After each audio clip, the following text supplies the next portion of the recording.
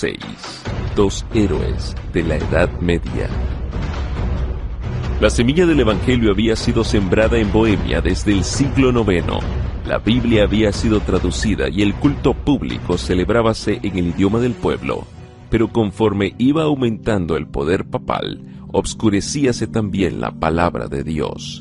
Gregorio VII, que se había propuesto humillar el orgullo de los reyes, no estaba menos resuelto a esclavizar al pueblo y con tal fin expidió una bula para prohibir que se celebrasen cultos públicos en lengua bohemia.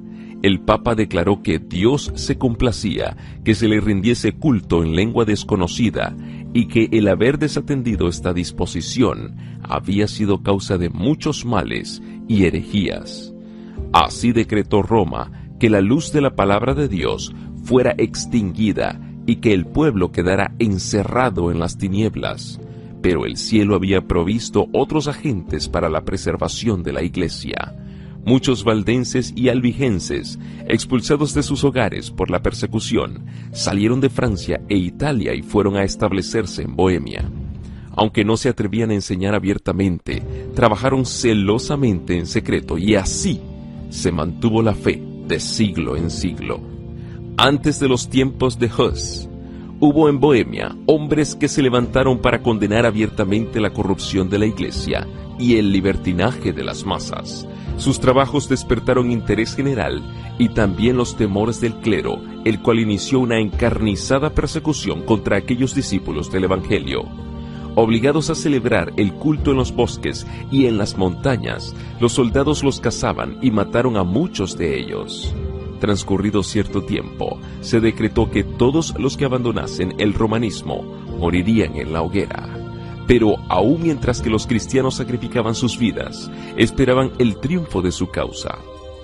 Uno de los que enseñaban que la salvación se alcanzaba solo por la fe en el Salvador crucificado, pronunció al morir estas palabras: «El furor de los enemigos de la verdad prevalece ahora contra nosotros, pero no será siempre así, pues de entre el pueblo ha de levantarse uno sin espada ni signo de autoridad, contra el cual ellos nada podrán hacer». Lejos estaba aún el tiempo de Lutero, pero ya empezaba a darse a conocer un hombre cuyo testimonio contra Roma conmovería a las naciones. Juan Hus era de humilde cuna y había perdido a su padre en temprana edad. Su piadosa madre, considerando la educación y el temor de Dios como la más valiosa hacienda, procuró asegurársela a su hijo. Hus estudió en la escuela de provincia y pasó después a la Universidad de Praga, donde fue admitido por caridad. En su viaje a la ciudad de Praga, fue acompañado por su madre que, siendo viuda y pobre, no pudo dotar a su hijo con bienes materiales, pero cuando llegaron a las inmediaciones de la gran ciudad, se arrodilló al lado de su hijo y pidió para él la bendición de su Padre Celestial. Muy poco se figuraba aquella madre de qué modo iba a ser atendida su plegaria.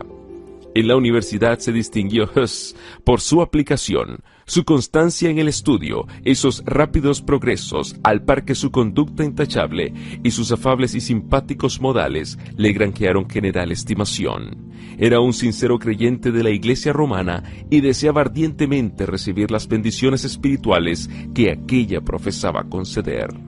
Con motivo de un jubileo, fue él a confesarse, dio a la iglesia las pocas monedas que llevaba y se unió a las procesiones para poder participar de la absolución prometida.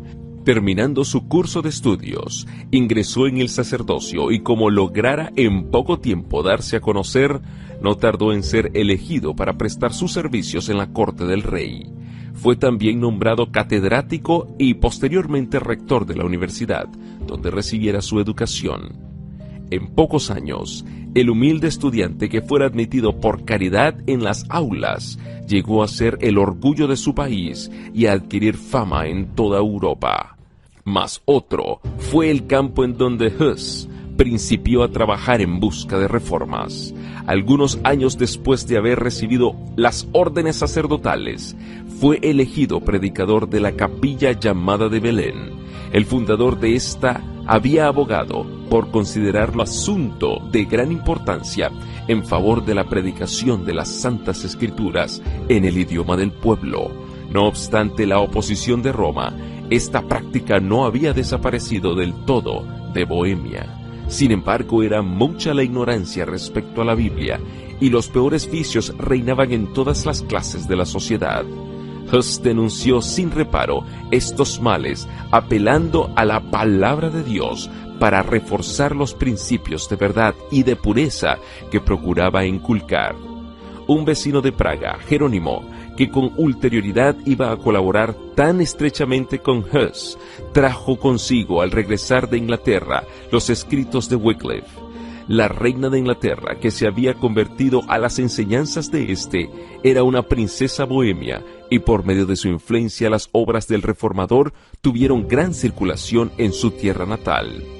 Huss leyó estas obras con interés, tuvo a su autor por cristiano sincero y se sintió movido a mirar con simpatía las reformas que él proponía. Aunque sin darse cuenta, Huss había entrado ya en un sendero que había de alejarle de Roma. Por aquel entonces llegaron a Praga 2 extranjeros procedientes de Inglaterra, hombres instruidos, que habían recibido la luz del Evangelio y venían a esparcirla en aquellas apartadas regiones. Comenzaron por atacar públicamente la supremacía del Papa, pero pronto las autoridades les obligaron a guardar silencio. No obstante, como no quisieran abandonar su propósito, recurrieron a otros medios para realizarlo. Eran artistas a la vez que predicadores y pusieron en juego sus habilidades. En una plaza pública dibujaron 2 cuadros que representaban, uno la entrada de Cristo en Jerusalén, manso y sentado sobre un asno, Mateo 21:5, y seguido por sus discípulos, vestidos con túnicas ajadas por las asperezas del camino y descalzos.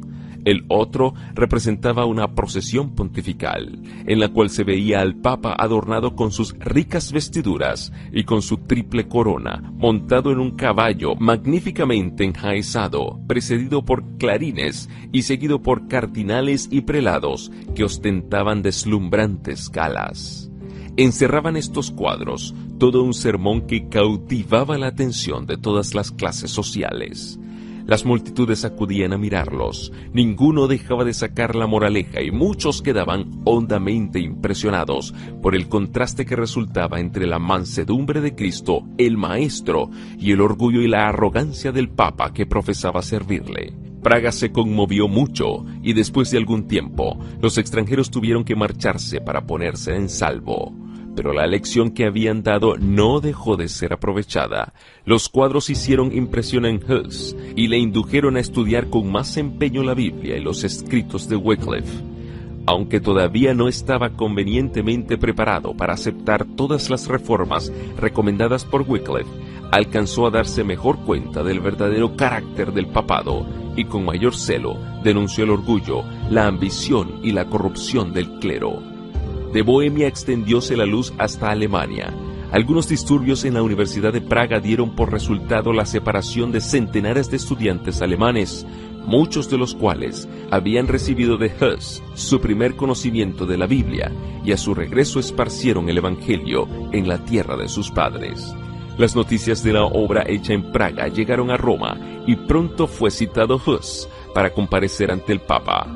Obedecer habría sido exponerse a una muerte segura. El rey y la reina de Bohemia, la universidad, miembros de la nobleza y altos dignatarios dirigieron una solicitud general al pontífice para que le fuera permitido a Huss permanecer en Praga y contestar a Roma por medio de una disputación. En lugar de acceder a la súplica, el Papa procedió a juzgar y condenar a Huss, y por añadidura declaró a la ciudad de Praga entredicho. En aquellos tiempos, siempre que se pronunciaba tal sentencia, la alarma era general. Las ceremonias que la acompañaban estaban bien calculadas para producir terror entre el pueblo, que veía en el Papa el representante de Dios mismo, y el que tenía las llaves del cielo y del infierno y el poder para invocar juicios temporales, lo mismo que espirituales. Creían que las puertas del cielo se cerraban contra los lugares condenados por el entredicho, y que entre tanto que el Papa no se dignaba levantar la excomunión, los difuntos no podían entrar en la mansión de los bienaventurados. En señal de tan terrible calamidad, se suspendían todos los servicios religiosos, las iglesias eran clausuradas, las ceremonias del matrimonio se verificaban en los cementerios, a los muertos se les negaba sepultura en los camposantos y se los enterraba sin ceremonia alguna en las zanjas o en el campo. Así pues, valiéndose de medios que influían en la imaginación, procuraba Roma dominar la conciencia de los hombres. La ciudad de Praga se amotinó. Muchos opinaron que Hus tenía la culpa de todas las calamidades y exigieron que fuese entregado a la vindicta de Roma. Para que se calmara la tempestad, el reformador se retiró por algún tiempo a su pueblo natal. Escribió a los amigos que había dejado en Praga: «Si me he retirado de entre vosotros es para seguir los preceptos y el ejemplo de Jesucristo, para no dar lugar a que los malintencionados se expongan a su propia condenación eterna y para no ser causa de que se moleste y persiga a los piadosos. Me he retirado además por temor de que los impíos sacerdotes prolonguen su prohibición de que se predique la palabra de Dios entre vosotros, mas no os he dejado para negar la verdad divina, por la cual, con la ayuda de Dios, estoy pronto a morir». Hus no cesó de trabajar, viajó por los países vecinos predicando a las muchedumbres que le escuchaban con ansia, de modo que las medidas de que se valiera el Papa para suprimir el Evangelio hicieron que se extendiera en más amplia esfera. Nada podemos hacer contra la verdad, sino a favor de la verdad. 2 Corintios 13:8. El espíritu de Hus parece haber sido en aquella época de su vida el escenario de un doloroso conflicto. Aunque la iglesia trataba de aniquilarle, lanzando sus rayos contra él no desconocía la autoridad de ella, sino que seguía considerando a la Iglesia Católica Romana como la esposa de Cristo y al Papa como el representante y vicario de Dios. Lo que Hus combatía era el abuso de autoridad y no la autoridad misma. Esto provocó un terrible conflicto entre las convicciones más íntimas de su corazón y los dictados de su conciencia. Si la autoridad era justa e infalible como él la creía, ¿por qué se sentía obligado a desobedecerla? Acatarla era pecar, pero ¿por qué se sentía obligado a pecar si prestaba obediencia a una iglesia infalible? Este era el problema que Hus no podía resolver y la duda le torturaba hora tras hora. La solución que por ahora le parecía más plausible era que había vuelto a suceder lo que había sucedido en los días del Salvador, a saber que los sacerdotes de la iglesia se habían convertido en impíos que usaban de su autoridad legal con fines inicuos. Esto le decidió a adoptar para su propio gobierno y para el de aquellos a quienes siguiera predicando la máxima aquella de que los preceptos de las Santas Escrituras transmitidos por el entendimiento han de dirigir la conciencia, o en otras palabras, que Dios hablando en la Biblia y no la Iglesia hablando por medio de los sacerdotes era el único guía infalible. Cuando transcurrido algún tiempo se hubo calmado la excitación en Praga, volvió Hus a su capilla de Belén para reanudar con mayor valor y celo la predicación de la palabra de Dios. Sus enemigos eran activos y poderosos, pero la reina y muchos de los nobles eran amigos suyos y gran parte del pueblo estaba de su lado. Comparando sus enseñanzas puras y elevadas y la santidad de su vida con los dogmas degradantes que predicaban los romanistas y con la avaricia y el libertinaje en que vivían, muchos consideraban que era un honor pertenecer al partido del reformador. Hasta aquí Hus había estado solo en sus labores, pero entonces Jerónimo, que durante su estada en Inglaterra había hecho suyas las doctrinas enseñadas por Wycliffe, se unió con él en la obra de reforma. Desde aquel momento ambos anduvieron juntos y ni la muerte había de separarlos. Jerónimo poseía en alto grado lucidez genial, elocuencia e ilustración, y estos dones le conquistaban el favor popular. Pero en las cualidades que constituyen verdadera fuerza de carácter, sobresalía Hus. El juicio sereno de éste restringía el espíritu impulsivo de Jerónimo, el cual reconocía con verdadera humildad el valer de su compañero y aceptaba sus consejos. Mediante los esfuerzos unidos de ambos, la reforma progresó con mayor rapidez.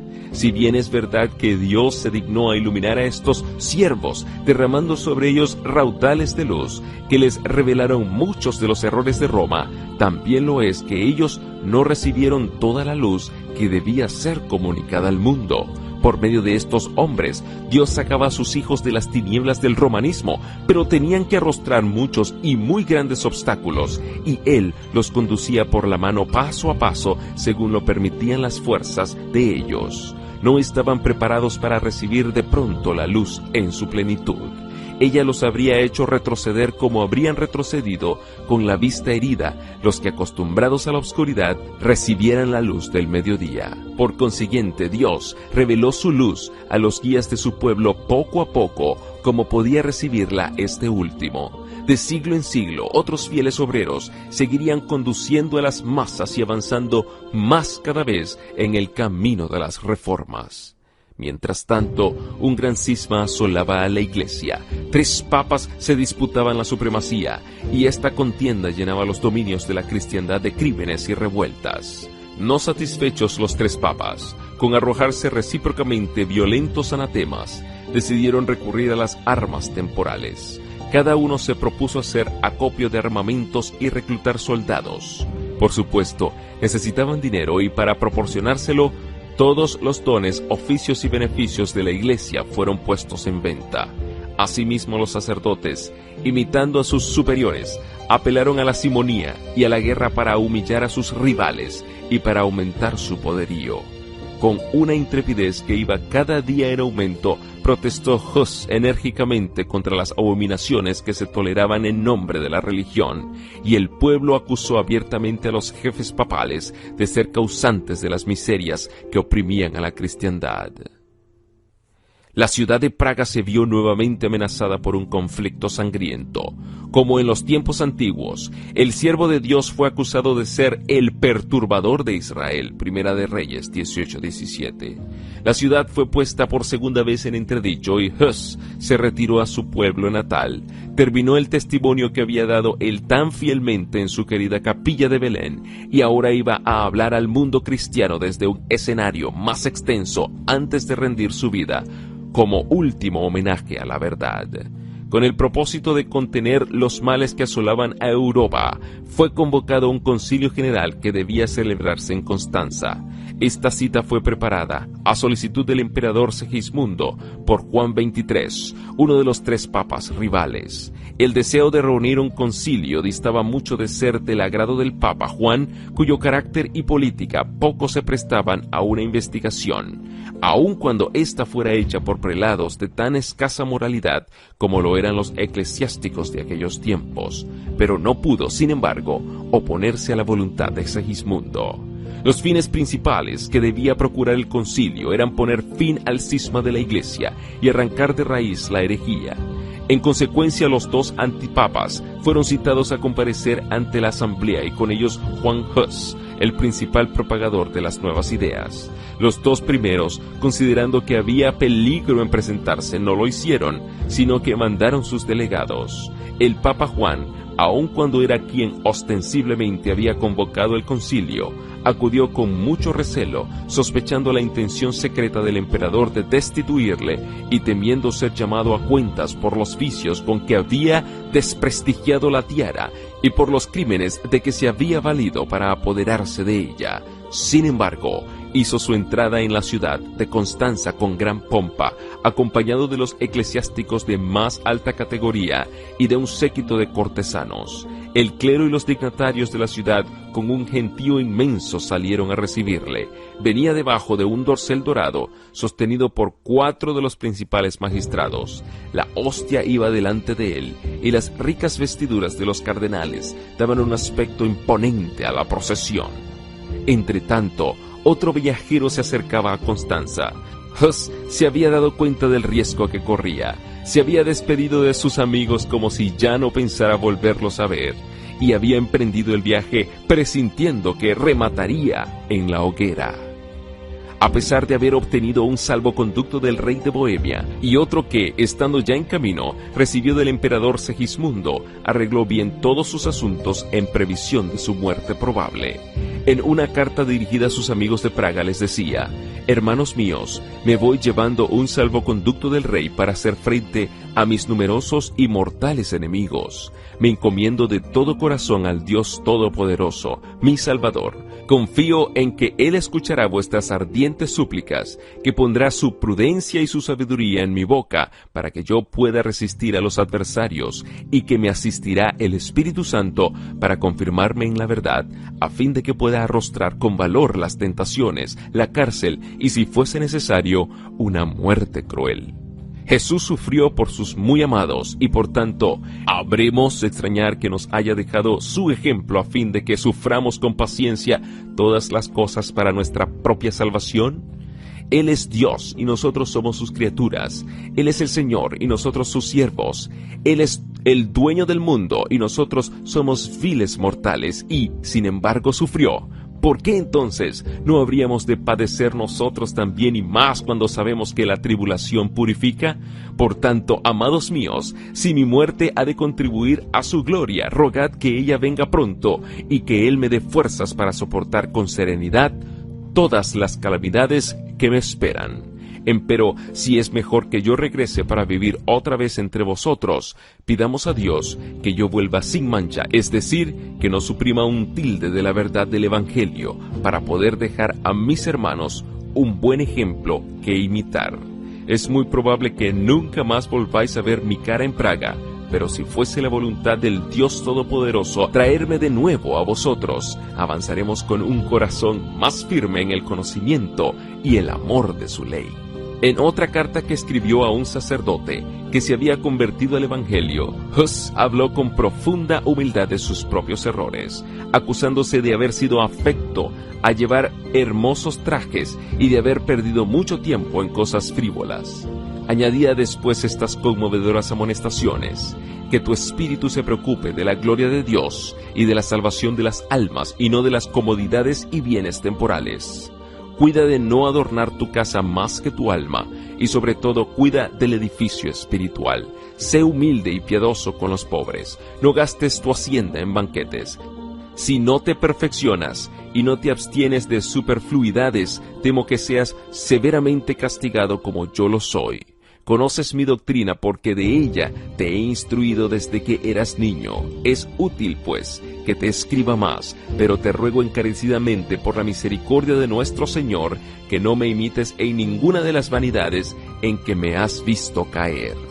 En la cubierta de la carta añadió: te ruego mucho, amigo mío, que no rompas este sello, sino cuando tengas la seguridad de que yo haya muerto. En el transcurso de su viaje vio Hus por todas partes señales de la propagación de sus doctrinas y de la buena acogida de que gozaba su causa. Las gentes se agolpaban para ir a su encuentro y en algunos pueblos le acompañaban los magistrados por las calles. Al llegar a Constanza, Hus fue dejado en completa libertad. Además del salvoconducto del emperador, se le dio una garantía personal que le aseguraba la protección del Papa.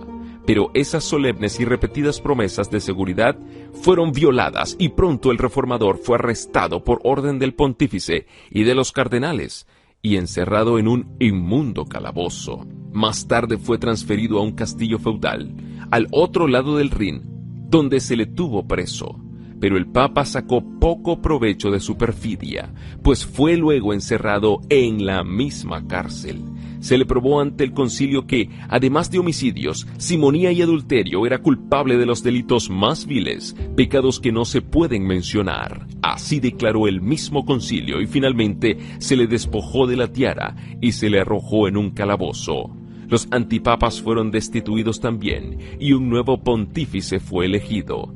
Aunque el mismo Papa se había hecho culpable de crímenes mayores que aquellos de que Hus había acusado a los sacerdotes y por los cuales exigía que se hiciese una reforma, con todo, el mismo concilio que degradara al pontífice procedió a concluir con el reformador. El encarcelamiento de Hus despertó grande indignación en Bohemia. Algunos nobles poderosos se dirigieron al concilio protestando contra tamaño ultraje. El emperador, que de mala gana había consentido en que se violase su salvoconducto, se opuso a que se procediera contra él. Pero los enemigos del reformador eran malévolos y resueltos. Apelaron a las preocupaciones del emperador, a sus temores y a su celo por la iglesia. Le presentaron argumentos muy poderosos para convencerle de que no había que guardar la palabra empeñada con herejes, ni con personas sospechosas de herejía, aun cuando estuvieran provistas de salvoconductos del emperador y de reyes. De ese modo se salieron con la suya, debilitado por la enfermedad y por el encierro, pues el aire húmedo y sucio del calabozo le ocasionó una fiebre que estuvo a punto de llevarle al sepulcro. Hus fue al fin llevado ante el concilio. Cargado de cadenas, se presentó ante el emperador, que empeñara su honor y buena fe en protegerle. Durante todo el largo proceso sostuvo Hus la verdad con firmeza, y en presencia de los dignatarios de la Iglesia y del Estado allí reunidos, elevó una energética y solemne protesta contra la corrupción del clero. Cuando se le exigió que escogiese entre retractarse o sufrir la muerte, eligió la suerte de los mártires. El Señor le sostuvo con su gracia. Durante las semanas de padecimientos que sufrió antes de su muerte, la paz del cielo inundó su alma. «Escribo esta carta», decía a un amigo, «en la cárcel y con la mano encadenada, esperando que se cumpla mañana mi sentencia de muerte. En el día aquel en que por la gracia del Señor nos encontremos otra vez gozando de la paz deliciosa de ultratumba, sabrás cuán misericordioso ha sido Dios conmigo y de qué modo tan admirable me ha sostenido en medio de mis pruebas y tentaciones». En la obscuridad de su calabozo previó el triunfo de la fe verdadera. Volviendo en sueños a su capilla de Praga, donde había predicado el Evangelio, vio al Papa y a sus obispos borrando los cuadros de Cristo que él había pintado en sus paredes. Este sueño le aflige, pero el día siguiente ve muchos pintores ocupados en restablecer las imágenes en mayor número y colores más brillantes. Concluido este trabajo, los pintores, rodeados de un gentío inmenso, exclaman: «Que vengan ahora papas y obispos, ya no las borrarán jamás». Al referir el reformador su sueño añadió: «Tengo por cierto que la imagen de Cristo no será borrada jamás. Ellos han querido destruirla, pero será nuevamente pintada en los corazones por unos predicadores que valdrán más que yo». Por última vez fue llevado Hus ante el concilio. Era esta una asamblea numerosa y deslumbradora. El emperador, los príncipes del imperio, delegados reales, cardenales, obispos y sacerdotes y una inmensa multitud de personas que habían acudido a presenciar los acontecimientos del día. De todas las partes de la cristiandad se habían reunido los testigos de este gran sacrificio, el primero en la larga lucha entablada para asegurar la libertad de conciencia. Instado Hus para que manifestara su decisión final, declaró que se negaba a abjurar, y fijando su penetrante mirada en el monarca que tan vergonzosamente violara la palabra empeñada, dijo: «Resolví, de mi propia y espontánea libertad, comparecer ante este concilio bajo la fe y la protección pública del emperador aquí presente». El bochorno se le subió a la cara al monarca Segismundo al fijarse en él las miradas de todos los circunstantes. Habiendo sido pronunciada la sentencia, se dio principio a la ceremonia de la degradación. Los obispos vistieron a su prisionero el hábito sacerdotal, y al recibir la vestidura dijo: «A nuestro Señor Jesucristo se le vistió con una túnica blanca con el fin de insultarle, cuando Herodes le envió a Pilato». Habiéndosele exhortado otra vez a que se retractara, replicó mirando al pueblo: «¿Y entonces, con qué cara me presentaría en el cielo? ¿Cómo miraría a las multitudes de hombres a quienes he predicado el evangelio puro? No, estimo su salvación más que este pobre cuerpo destinado ya a morir». Las vestiduras le fueron quitadas una por una, pronunciando cada obispo una maldición cuando le tocaba tomar parte en la ceremonia. Por último, colocaron sobre su cabeza una gorra o mitra de papel en forma de pirámide, en la que estaban pintadas horribles figuras de demonios, y en cuyo frente se destacaba esta inscripción: «El archihereje». Con gozo dijo Hus: «Llevaré por ti esta corona de oprobio, oh Jesús, que llevaste por mí una de espinas». Acto continuo, los prelados dijeron: «Ahora dedicamos tu alma al diablo». «Y yo», dijo Hus, levantando sus ojos al cielo, «en tus manos encomiendo mi espíritu, oh Señor Jesús, porque tú me redimiste. Fue luego entregado a las autoridades seculares y conducido al lugar de la ejecución. Iba seguido por inmensa procesión formada por centenares de hombres armados, sacerdotes y obispos que lucían sus ricas vestiduras, y por el pueblo de Constanza. Cuando lo sujetaron a la estaca y todo estuvo dispuesto para encender la hoguera, se instó una vez más al mártir a que se salvara retractándose de sus errores. ¿A cuáles errores, dijo Hus, debo renunciar?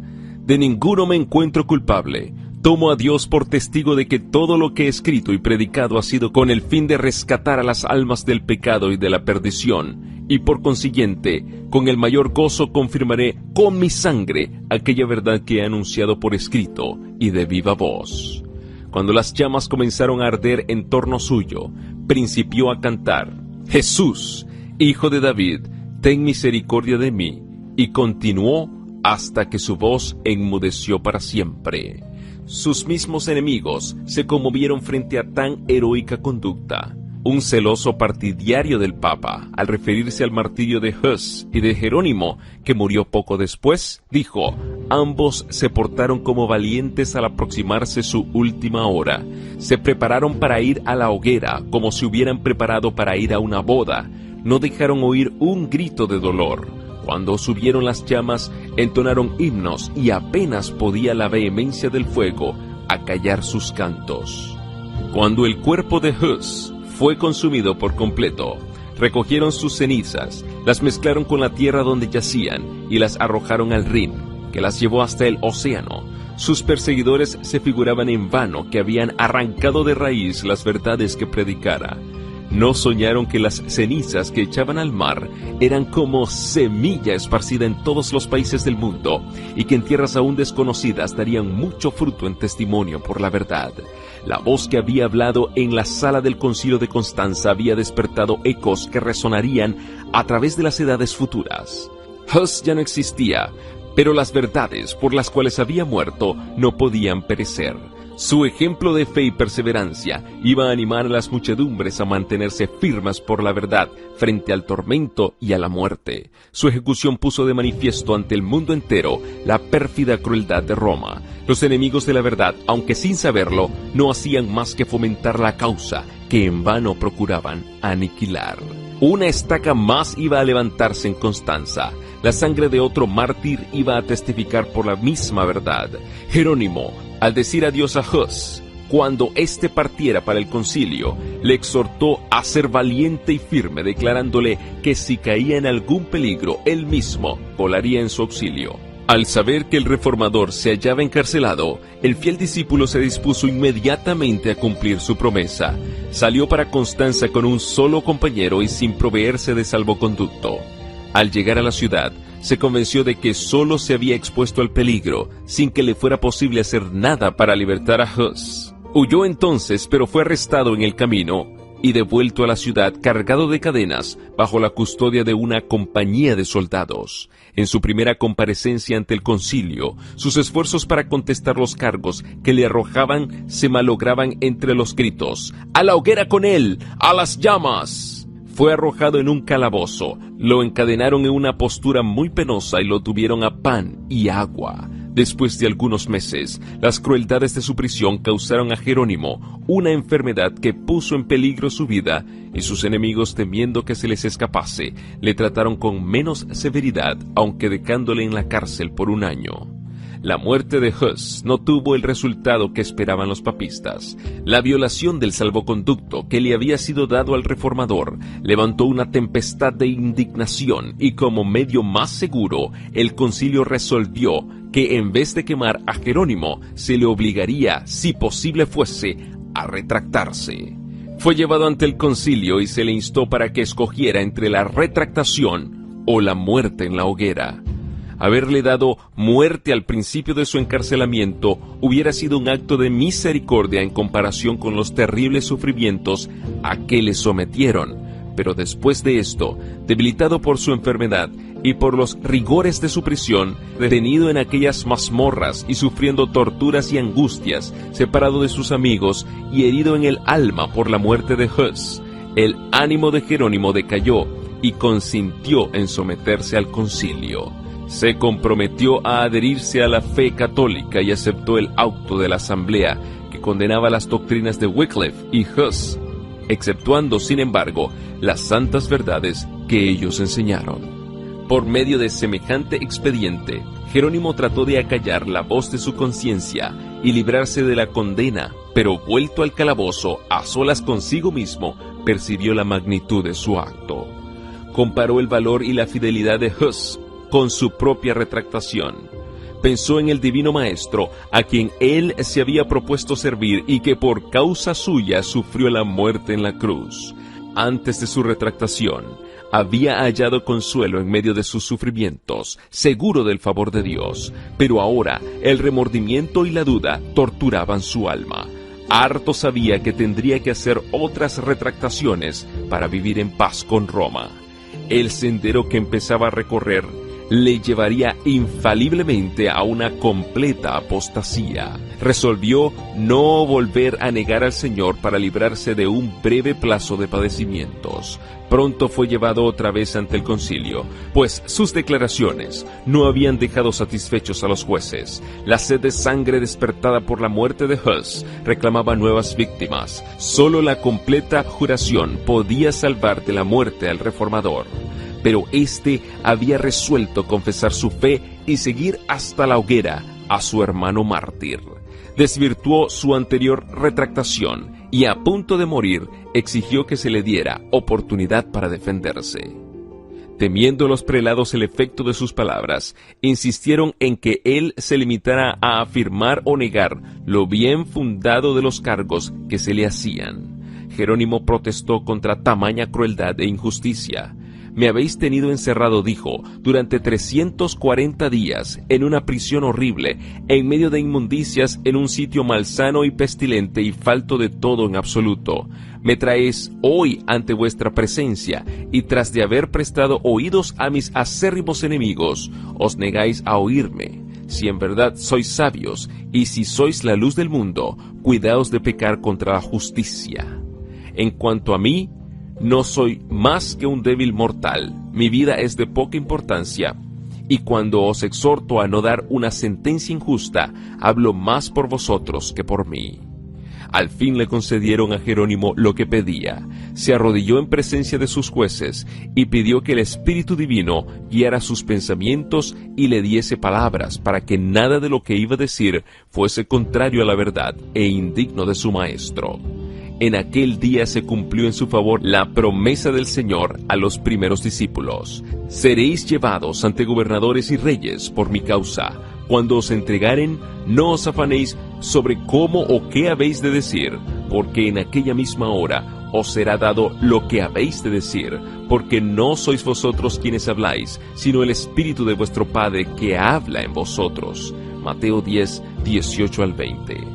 Las palabras de Jerónimo produjeron sorpresa y admiración aún a sus enemigos.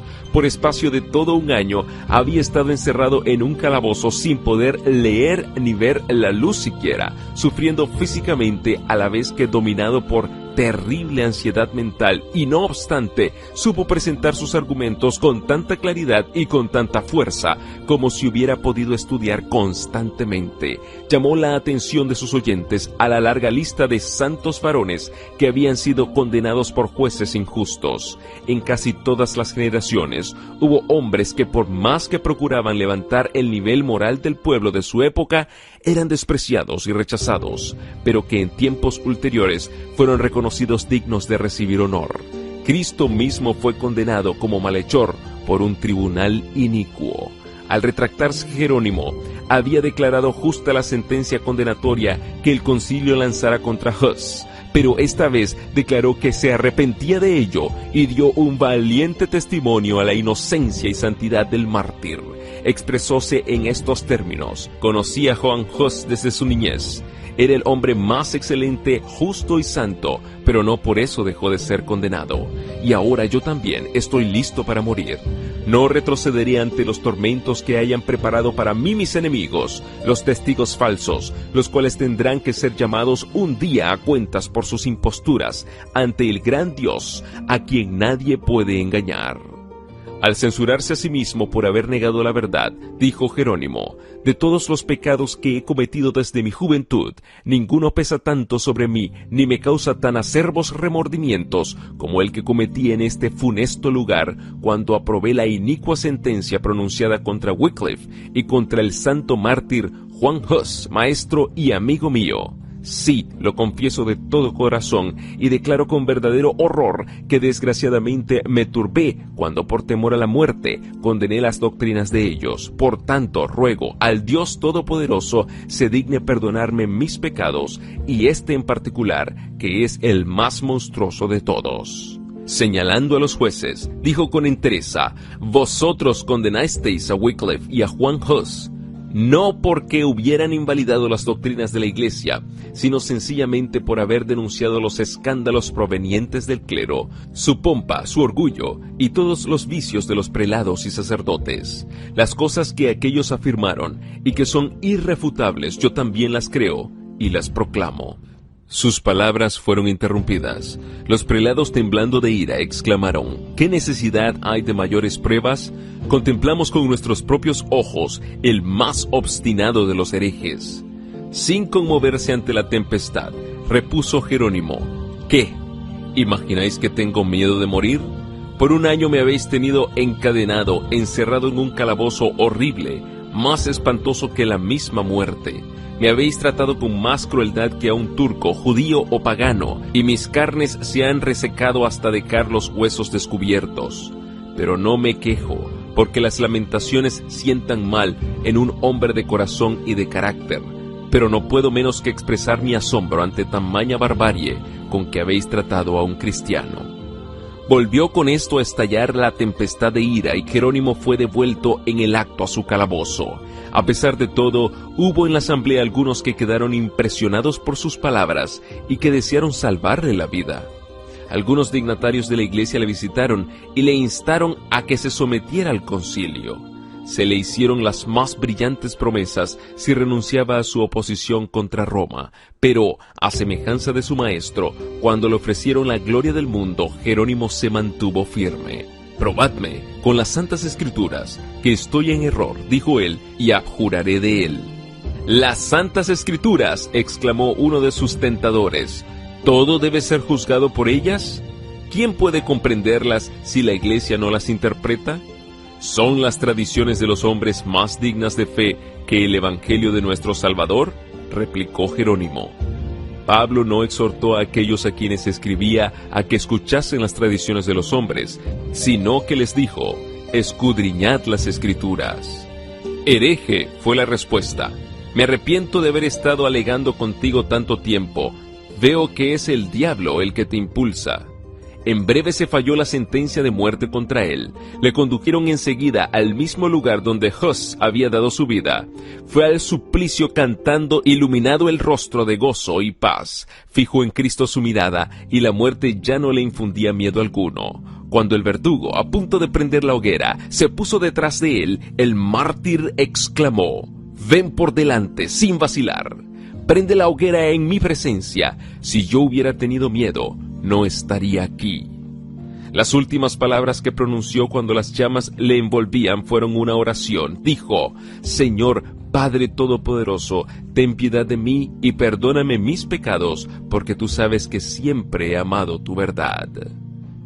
Su voz dejó de oírse, pero sus labios siguieron murmurando la oración. Cuando el fuego hubo terminado su obra, las cenizas del mártir fueron recogidas juntamente con la tierra donde estaban esparcidas, y como las de Hus, fueron arrojadas al Rin. Así murieron los fieles siervos que derramaron la luz de Dios. Pero la luz de las verdades que proclamaron, la luz de su heroico ejemplo, no pudo extinguirse. Antes podían los hombres intentar hacer retroceder al sol en su carrera que apagar el alba de aquel día que vertía ya sus fulgores sobre el mundo. La ejecución de Hus había encendido llamas de indignación y horror en Bohemia. La nación entera se conmovió al reconocer que había caído víctima de la malicia de los sacerdotes y de la traición del emperador. Se le declaró fiel maestro de la verdad y el concilio que decretó su muerte fue culpado del delito de asesinato. Como consecuencia de esto, las doctrinas del reformador llamaron más que nunca la atención. Los edictos del Papa condenaban los escritos de Wycliffe a las llamas, pero las obras que habían escapado a dicha sentencia fueron sacadas de donde habían sido escondidas para estudiarlas comparándolas con la Biblia o las porciones de ella que el pueblo podía conseguir, y muchos fueron inducidos así a aceptar la fe reformada. Los asesinos de Hus no permanecieron impasibles al ser testigos del triunfo de la causa de aquel. El Papa y el Emperador se unieron para sofocar el movimiento y los ejércitos de Segismundo fueron despachados contra Bohemia. Pero surgió un libertador, Ziska, que poco después de empezada la guerra quedó enteramente ciego y que fue no obstante uno de los más hábiles generales de su tiempo. Era el que guiaba a los bohemios. Confiando en la ayuda de Dios y en la justicia de su causa, el pueblo resistió a los más poderosos ejércitos que fueron movilizados contra él. Vez tras vez el emperador, suscitando nuevos ejércitos, invadió a Bohemia tan solo para ser rechazado ignominiosamente. Los husitas no le tenían miedo a la muerte y nada les podía resistir. A los pocos años de empezada la lucha, murió el valiente Ziska, pero le reemplazó Procopio, general igualmente arrojado y hábil, y en varios respectos jefe más capaz. Los enemigos de los bohemios, sabiendo que había fallecido el guerrero ciego, creyeron llegada la oportunidad favorable para recuperar lo que habían perdido. El Papa proclamó entonces una cruzada contra los husitas, y una vez más se arrojó contra Bohemia una fuerza inmensa, pero solo para sufrir terrible descalabro. Proclamóse otra cruzada. En todas las naciones de Europa que estaban sujetas al Papa se reunió dinero, se hizo acopio de armamentos y se reclutaron hombres. Muchedumbres se reunieron bajo el estandarte del Papa con la seguridad de que al fin acabarían con los herejes husitas. Confiando en la victoria, un inmenso número de soldados invadió a Bohemia. El pueblo se reunió para defenderse. Los dos ejércitos se aproximaron uno al otro, quedando separados tan solo por un río que corría entre ellos. Los cruzados eran muy superiores en número, pero en vez de arrojarse a cruzar el río y entablar batalla con los husitas a quienes habían venido a atacar desde tan lejos, permanecieron absortos y en silencio mirando a aquellos guerreros. Repentinamente un terror misterioso se apoderó de ellos. Sin asestar un solo golpe, esa fuerza irresistible se desbandó y se dispersó como por un poder invisible. Las tropas husitas persiguieron a los fugitivos y mataron a gran número de ellos, y un rico botín quedó en manos de los vencedores, de modo que, en lugar de empobrecer a los bohemios, la guerra los enriqueció. Pocos años después, bajo un nuevo papa, se preparó otra cruzada. Como anteriormente, se volvió a reclutar gente y a allegar medios de entre los países papales de Europa. Se hicieron los más halagüeños ofrecimientos a los que quisiesen tomar parte en esta peligrosa empresa. Se daba indulgencia plenaria a los cruzados aunque hubiesen cometido los más monstruosos crímenes. A los que muriesen en la guerra se les aseguraba hermosa recompensa en el cielo, y los que sobreviviesen cosecharían honores y riquezas en el campo de batalla. Así se logró reunir un inmenso ejército que cruzó la frontera y penetró en Bohemia. Las fuerzas husitas se retiraron ante el enemigo y trajeron así los invasores al interior del país, dejándoles creer que ya habían ganado la victoria.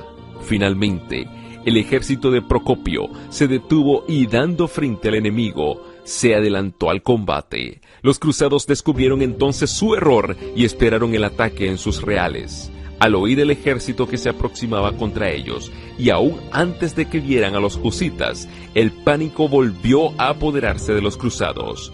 Los príncipes, los generales y los soldados rasos, arrojando sus armas, huyeron en todas direcciones. En vano el legado papal que lleva la invasión se esforzó en reunir a aquellas fuerzas aterrorizadas y dispersas. A pesar de su decididísimo empeño, él mismo se vio precisado a huir entre los fugitivos. La derrota fue completa y otra vez un inmenso botín cayó en manos de los vencedores. De esta manera, por segunda vez, un gran ejército despachado por las más poderosas naciones de Europa, una hueste de valientes guerreros, disciplinados y bien pertrechados, huyó sin asestar un solo golpe ante los defensores de una nación pequeña y débil. Era una manifestación del poder divino. Los invasores fueron heridos por un terror sobrenatural.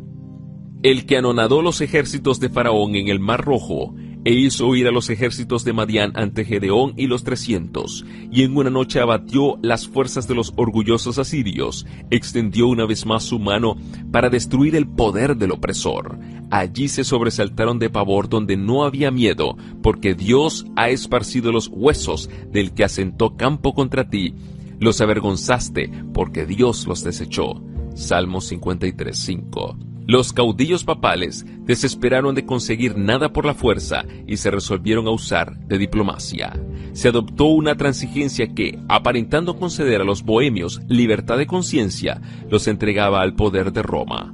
Los bohemios habían especificado 4 puntos como condición para hacer la paz con Roma, a saber, la predicación libre de la Biblia, el derecho de toda la Iglesia a participar de los elementos del pan y vino en la comunión y el uso de su idioma nativo en el culto divino, la exclusión del clero de los cargos y autoridad seculares, y en casos de crímenes, su sumisión a la jurisdicción de las cortes civiles que tendrían acción sobre clérigos y laicos.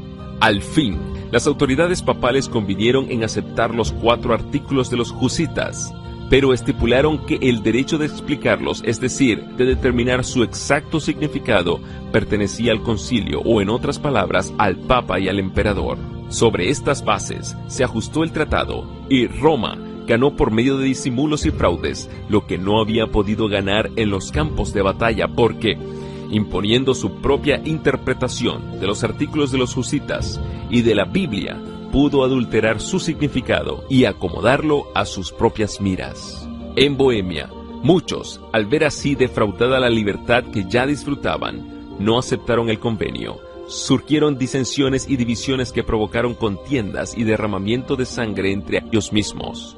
En esta lucha sucumbió el noble Procopio, y con él sucumbieron también las libertades de Bohemia. Por aquel tiempo Segismundo, el traidor de Hus y de Jerónimo, llegó a ocupar el trono de Bohemia y a pesar de su juramento de respetar los derechos de los bohemios, procedió a imponerles el papismo. Pero muy poco sacó con haberse puesto al servicio de Roma. Por espacio de 20 años, su vida no había sido más que un cúmulo de trabajos y peligros. Sus ejércitos y sus tesoros se habían agotado en larga e infructuosa contienda, y ahora, después de un año de reinado, murió dejando el reino en vísperas de la guerra civil y a la posteridad un nombre manchado de infamia. Continuaron mucho tiempo las contiendas y el derramamiento de sangre. De nuevo los ejércitos extranjeros invadieron a Bohemia, y las luchas intestinas debilitaron y arruinaron a la nación. Los que permanecieron fieles al Evangelio fueron objeto de encarnizada persecución. En vista de que, al transigir con Roma, sus antiguos hermanos habían aceptado sus errores, los que se adherían a la vieja fe se organizaron en iglesia distinta que se llamó los Hermanos Unidos. Esta circunstancia trajo sobre ellos toda clase de maldiciones, pero su firmeza era inquebrantable. Obligados a refugiarse en los bosques y las cuevas, siguieron reuniéndose para leer la palabra de Dios y para celebrar culto. Valiéndose de mensajeros secretos que mandaron a varios países, llegaron a saber que había, diseminados en varias partes, algunos sostenedores de la verdad, unos en esta, otros en aquella ciudad, siendo como ellos objeto de encarnizada persecución. Supieron también que entre las montañas de los Alpes había una iglesia antigua que se basaba en las sagradas escrituras y que protestaba contra la idólatra corrupción de Roma. Recibieron estos datos con gran regocijo e iniciaron relaciones por correspondencia con los cristianos valdenses. Permaneciendo firmes en el Evangelio, los bohemios a través de las tinieblas de la persecución y aún en la hora más sombría, volvían la vista hacia el horizonte como quien espera el rayar del alba.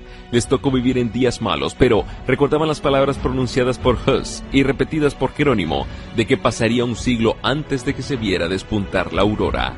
Estas palabras eran para los husitas, lo que para las tribus esclavas en tierra de servidumbre, aquellas palabras de José: yo me muero, mas Dios ciertamente os visitará y os hará subir de aquesta tierra. La última parte del siglo XV vio el crecimiento lento pero seguro de las iglesias de los hermanos. Aunque distaban mucho de no ser molestados, gozaron sin embargo de relativa tranquilidad. A principios del siglo XVI se contaban 200 de sus iglesias en Bohemia y en Moravia. Tan numeroso era el residuo que sobrevivió a la furia destructora del fuego y de la espada y pudo ver la aurora de aquel día que Hus había predicho.